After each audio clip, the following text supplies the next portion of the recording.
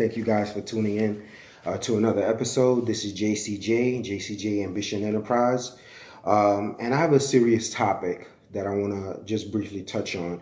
And you guys can put in stuff in the comment section and kind of voice your opinions on all of this and what are your thoughts and so forth.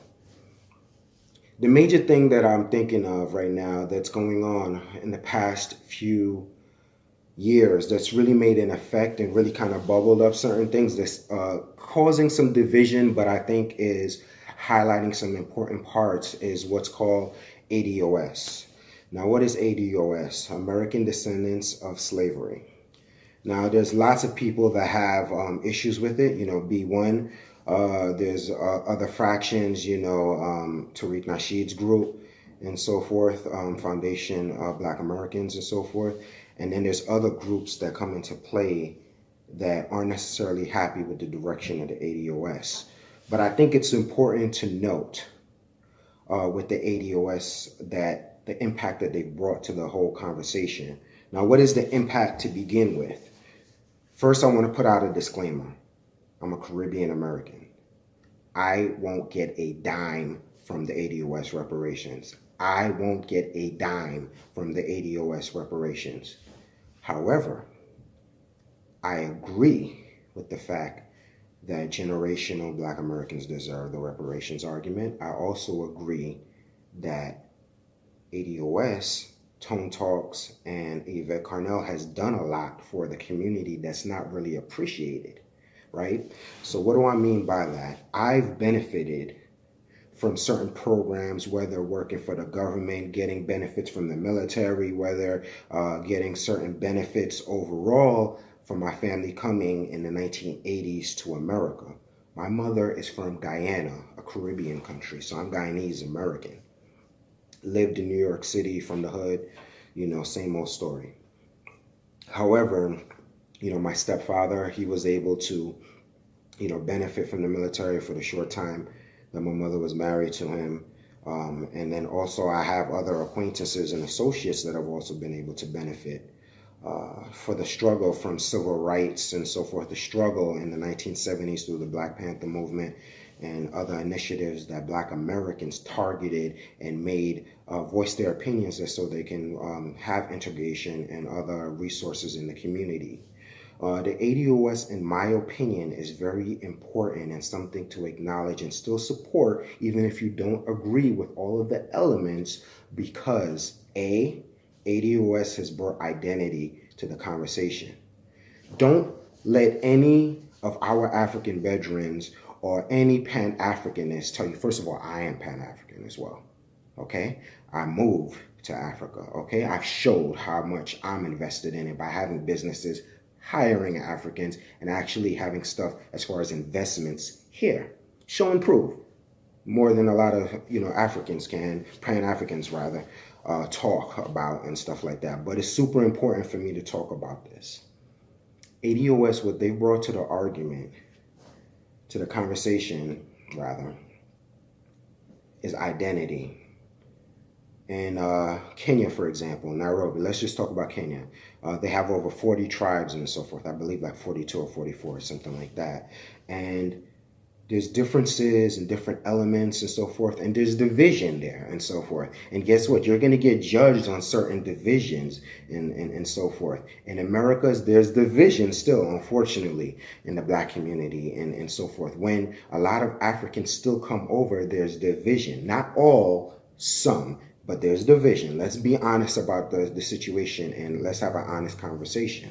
So that being the case, the fact that the ADOS have targeted specific cases for the 30 million or the 25 million, let's say 25, generous number, and so forth, to give immigrants more leeway and more stake and so forth. But they're the ones that created certain elements in the American culture, and they should be able to benefit from it. Because what's happening with a lot of affirmative action, certain things, is that you have immigrants such as myself and veterans of mine that I know, some of my Bana, some, my Bai, my Roti, all my people in Caribbean terms, whatever. You have some of my people who are able to take advantage of the affirmative action stuff a lot better than Black Americans are able to do because of dysfunction within, generations and certain things that they've had to go through, that some people, even though they've went through slavery, like in the Caribbean, they haven't had to deal with the white supremacy to the degree that a lot of Black Americans have.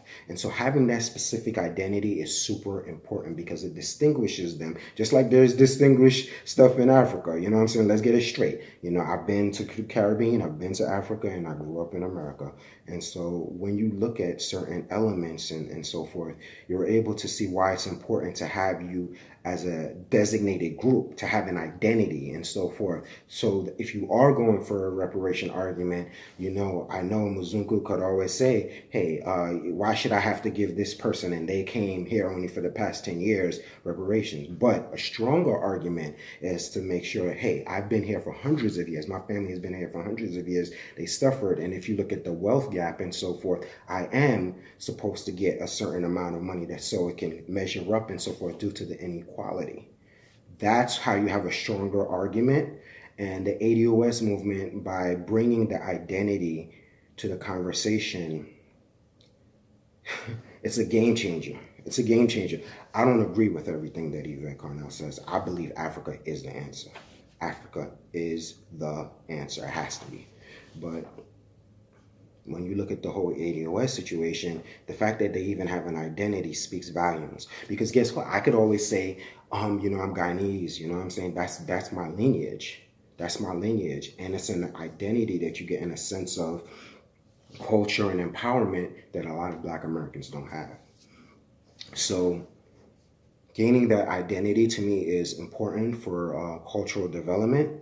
It's not just a hashtag, because it's actually certain things that they're doing that's different from other groups that I've spoke about before, the reparation argument. Now, there's different groups that have been around a lot longer that want to compose of all Africans and all Black people to get reparations, and I do not think that is constructive. You have to go by the fact that the Guyanese need reparations from the British, and then the Black Americans need reparations from Americans, period. Because when you look at it, they're the ones that have suffered, and it's a stronger argument when you're able to look at the group of people and the disparity in the wealth, and the lack of wealth, rather, that they're not able to benefit from. So we have to be honest about the conversation, and a lot of people are not honest about that. And so I really want to talk about how a lot of people, have a lot of issues with the group. And it's understandable. Some of the things are, things they brought on to themselves, things that, unfortunately, I feel were done in, not the best taste, but I still have a lot of respect for the identity that they brought to it to begin with. And in addition to that, the statistics, because I talked about the wealth gap and so forth. And when you look at the wealth, that's the biggest thing for the argument. When you look at the wealth from the Jim Crow era and so forth to the current era, and certain things that were done to descendants of slavery, American descendants of slavery, then you're able to have a stronger idea. So you look at Sandry Darity, and if you look at his statistics and so forth, and then you look at the Bureau of Labor Statistics, the consensus and so forth, you're able to match the numbers. And if you do your research, you will actually see that the stuff does match up. So let's talk about it. Why are people so mad? Why are people so mad? I do believe, as a person that is not ADOS, you're still able to support the ADOS movement and still able to serve as an ally. I do believe that you can still be Pan-African and still be an ADOS supporter. I don't agree with everything Black Hebrews do, but I like the fact that they preach strength, paternity. They're against, certain elements of feminism. And, I can respect it, you know what I'm saying? But it doesn't mean I agree with everything they say. I think that we should look at the ADOS movement as something that's constructive and not necessarily negative, because it's just so interesting that certain factors and certain people want to demolish it the way that they do. It is not something that's just here for a temporary amount of time, because there's thousands upon thousands of people who believe in the ideology and so forth. As long as you're here in America, you should fight for the ADOS movement, and you can still be Pan-African. You can do both at the same time. You can chew and you can talk. So that's my whole argument toward the whole situation.